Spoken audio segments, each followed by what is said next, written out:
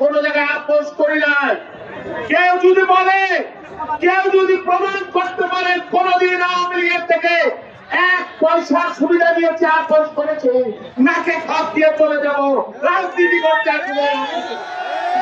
বারবার জীবনের ঝুঁকি দিয়েছি, বারবার আমার অনেক সহকর্মী আত্মহত্যা দিয়েছে, আমার অনেক ভাই আমার কাছ থেকে চলে গেছে, অনেকে গুলিবিদ্ধ হয়ে মারা গেছে, শহীদ হয়েছে। আমরাও মারা যাইতে পারতাম, শহীদ হয়ে যাইতে পারতাম, তাহলে আপনাদের এখানে একবার আসতে পারতাম না।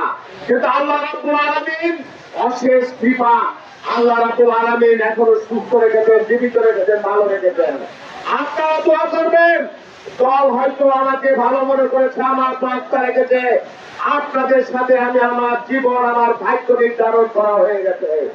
আমি জীবনে যতদিন বাঁচব, এই সদরপুর, কৃষ্ণপুর, ফরিদপুর এই মানুষের জন্য, তাদের ভাগ্য পরিবর্তনের জন্য, তাদের সুখে দুঃখে আমি একজন অংশীদার হয়ে সারা জীবন আমৃত্যু আপনাদের খেদমত করে দেখতাম। এই 4 আসনে আমার সাথে যারা রাজনীতি করেন, আমাদের দল করে, দলের প্রভাব খাটিয়ে কেউ যদি কোনো অন্যায়, অত্যাচার, চাঁদাবাজি, দখলদারিত্ব করতে চান, আমি রাজনীতি করি আর না করি, আমি এগুলা বরদাস্ত করবো না, এখনো করবো না, পরেও করবো না। আল্লাহ যদি আমাকে নির্বাচিত করে আপনাদের ভালোবাসায়, আপনাদের সমর্থন নিয়ে, রাতের বেলায় আমার নির্বাচিত হবার দরকার নাই, ভয় নিয়ে কারো ভোট দখল করবার দরকার নাই।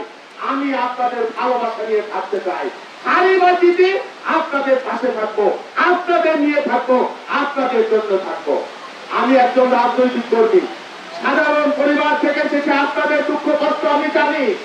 আমি সকালবেলা থেকে রাত 4টা পর্যন্ত রাজনীতি করি, মানুষের কথা বলি, মানুষের কথা শুনি।